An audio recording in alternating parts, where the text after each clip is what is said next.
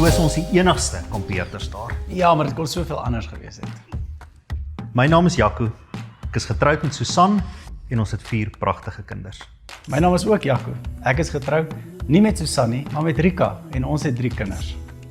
In hierdie reeks wil ons jou as kyker help om jou rande te rek, sodat jy regtig jou geld kan geniet. En meneer Barnard, as jy so jaag, gaan daar nie veel rande wees om te rek nie. Professor, as ek so swaar karavaan moet sleep, gaan my rande baie vinnig opgebruik word.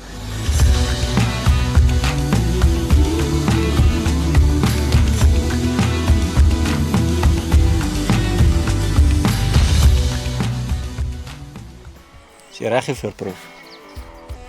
Merke, gereed, gaan.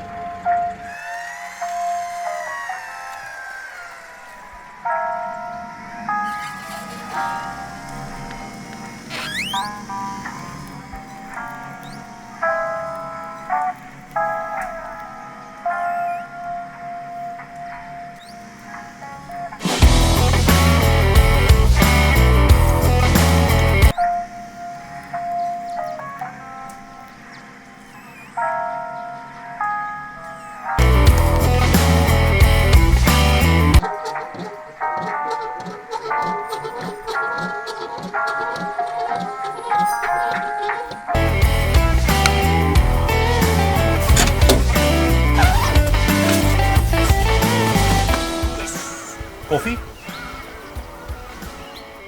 Ek is nog steeds oortuig daarvan. 'n Tent is definitief goedkoper en ligter as 'n karavaan en veronderstel om vinniger op te slaan. Dan natuurlik af wie die tent opslaan.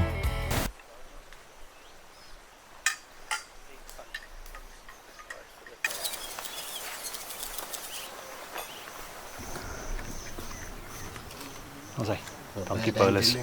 Waardeer, lekker naweek. Baie dankie. Maar meneer Barnard, as ons nou ernstig moet wees, dis nie regtig waar dit begin nie, nee. Nee, om jou geld te kan geniet en om al hierdie lekker dinge te kan doen, moet jy seker maak al die boksies is getik. Jy moet na jou prioriteite kyk. Want as jy sê dat jy nie nou geld het vir iets nie, beteken dit net dat dit nie nou belangrik is nie. Al ons uitgawes kan basies in 4 hoofkategorieë verdeel word. Die eerste een is lewe en doodbehoeftes. Dit sluit kos en noodsaaklike mediese behandeling in. En dan basiese uitgawes wat ons in staat stel om nie net te bestaan nie.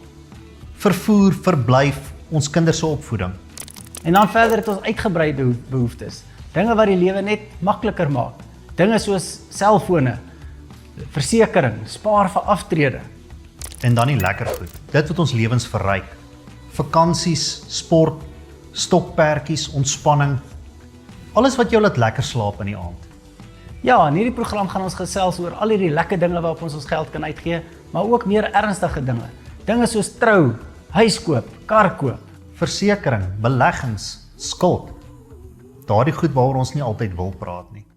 Ek het dit goed gedink om soos wat ons maar in die akademie doen, 'n paar moderators te kry om bietjie 'n onafhanklike opinie te gee op dit wat ons kwytraak in die program. Maar eintlik meer om vir Jaco in toom te hou. Prof, ek het my nog nooit gesteur aan wat ander mense sê of dink nie. Ek dink sekerlik nie ek gaan nou begin nie. Soos wat ek besig was om te sê, het ons saam met ons 'n paar rekenmeester kollegas, ook dosente, Ora, Johanna en Erika, en ek dink hulle gaan waardevolle insette kan lewer tot die program. Terwyl julle nou hier is, kan ons seker iets by julle leer, veral prof. So wat dink julle is die grootste finansiële uitdagings wat mense in die gesig staar? Ek dink dis finansiële dissipline. Finansiële dissipline gaan oor timing. Verdien jy voor jy spandeer of spandeer jy voor jy verdien? Ek dink weer dis te veel skuld and living above your income. Ons gaan in die volgende 3 episodes gesels oor die lekker dinge in die lewe, soos vakansie hou, waar ons kampeer en chalet bly gaan vergelyk, hier naby die water. Terwyl ons hier is, gaan ons gesels oor fietsry en visvang, alles lekker tydverdryf wat ons finansiëel verantwoordelik kan bestuur.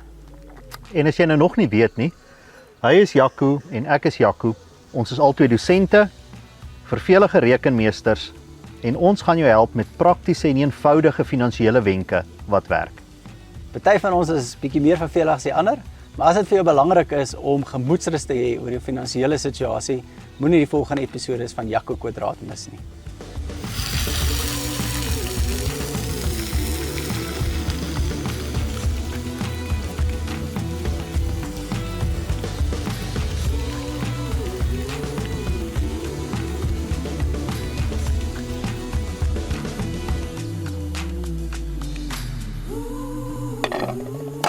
Lekker geslaap, prof. Heerlik, en jy? As mens die regte toerusting het, is kamp altyd lekker. Dit is seker so.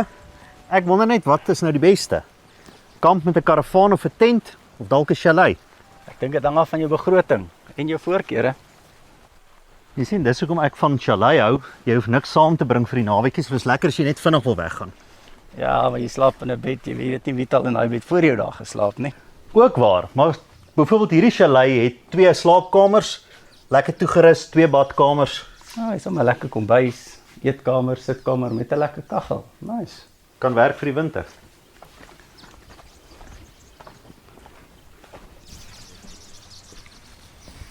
Môre Hannes. Hi prof, lekker om julle te sien man. Hallo om jou Jaco. te sien. Ja, baie lekker. Welkom hier by ons. Baie dankie. Ja, Hannes, hoe oortuig ek vir Jaco om in 'n chalet hier by julle te kom bly? man, ek dink dis so maklik want die chalets is so mooi toegerus en hulle lê op die rivier tussen die berge. En elkeen het 'n heerlike stoep, braaiplek en natuurlik al die bederf binne in die huis en alles wat 'n vrou se hart begeer as jy jou vrou wil saambring.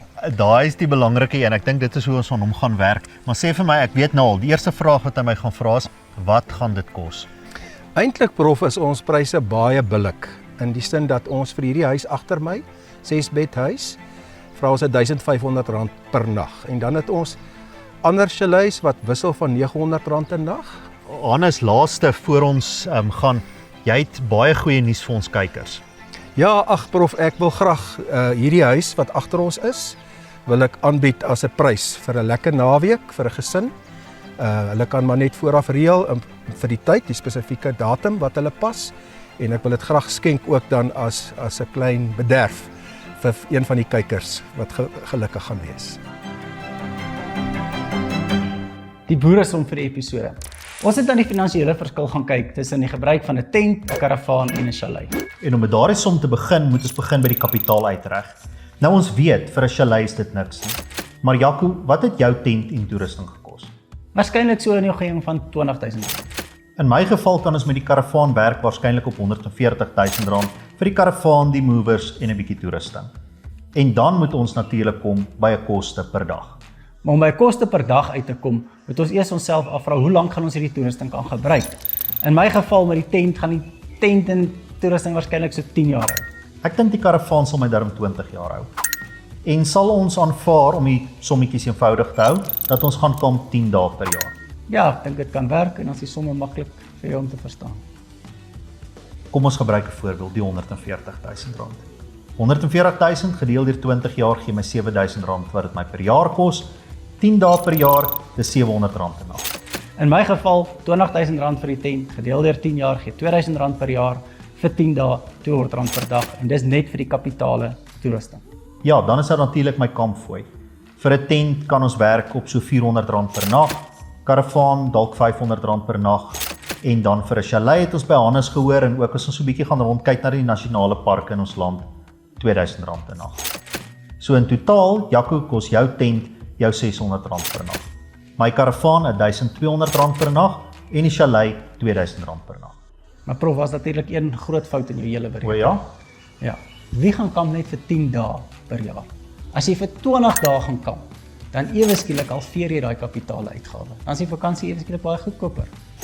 Ja, maar Jaco, as daar nou kykers is wat soos ek partykeer net 1 naweek per jaar daarby uitkom, dan raak hierdie karavaan regtig duur teen R3,500 per nag. Ja, in daai geval raak dit waarskynlik beter om eerder in 'n chalet te gaan bly as om hierdie kapitale uitlig aan te gaan om 'n groot karavaan te koop. Vir ons is 'n vakansie nou heeltemal anders. Ons stuur ons kinders weg na hulle oumas toe, maar dit is ook nie heeltemal verniet nie, want jy moet geld saamstuur vir groceries en vir ander aktiwiteite. 2 gedagtes wat jy na hierdie episode moet onthou: doen jou somme en kyk wat jy kan bekostig. Onder in die beskrywing het ons 'n link na ons webwerf waar 'n detailberekening is wat jy kan gebruik om jou eie somme te doen. Dis nou as jy nie ons boeresom vertrou nie.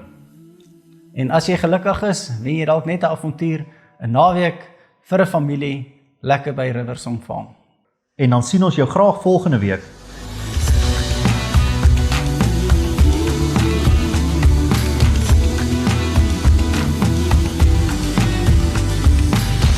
Ons is getroud met Susan en ons het 3 lieflike